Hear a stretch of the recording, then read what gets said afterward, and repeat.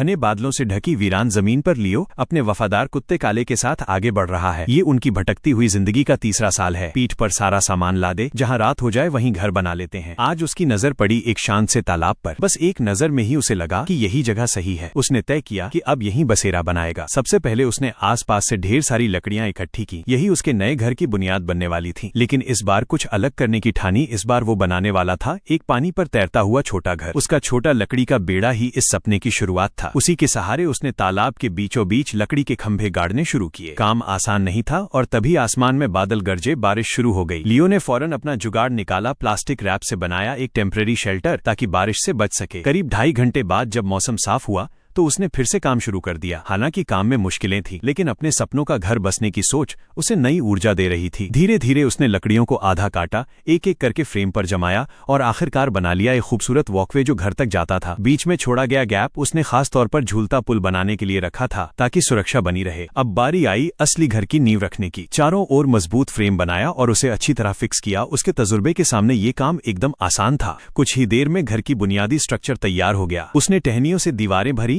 और धीरे धीरे एक प्यारा सा लेक हाउस आकार लेने लगा। पानी में तैरती मछलियों को देखकर उसे आने वाली जिंदगी और भी खूबसूरत लगने लगी। हर अच्छे घर की तरह उसे भी चाहिए था एक आरामदायक बिस्तर और कुछ फर्नीचर। लकड़ी की हथौड़ी की खटखट के बीच उसका छोटा सा सपना आकार लेने लगा। अब जंगली जानवरों का डर नहीं रहा और वो खुद के बनाए घर में चैन से रह सकता था। बारिश से बचाव के लिए उसने फिर उसी पुराने दोस्त प्लास्टिक रैप का सहारा लिया। कई परतों में लपेटकर छत को पूरी तरह वाटरप्रूफ बना दिया। ऊपर घास की परत बिछाई ताकि घर दिखने में भी सुंदर लगे और ठंड से भी बचाव हो सके। जमीन पर भी घास बिछाई ताकि पैरों के नीचे मुलायम और गर्माहट भरा फर्श बने। सर्दियों की तैयारी के लिए उसने दीवारों पर पीली मिट्टी गारा लीप दी ताकि घर पूरी तरह सील और गर्म रहे। और हाँ, बिना आग के सर्वाइवल अधूरा है। उसने लकड़ियों से ढांचा बनाया, उस पर मिट्टी चढ़ाई और तैयार किया एक हैंडमेड मिट्टी का चूल्हा। अब उसका छोटा सा जल घर बन चुका था। शांति, आत्मनिर्भरता और प्रकृति के साथ तालमेल की मिसाल। कभी कभी वो खुद ही फिश ट्रैप लगाता और शाम को झील के किनारे बैठकर स्मोक्ड फिश बनाता। बस आग की हल्की रोशनी, तालाब की लहरें और मन में सुकून। ऐसी जिंदगी क्या तुम नहीं चाहोगे?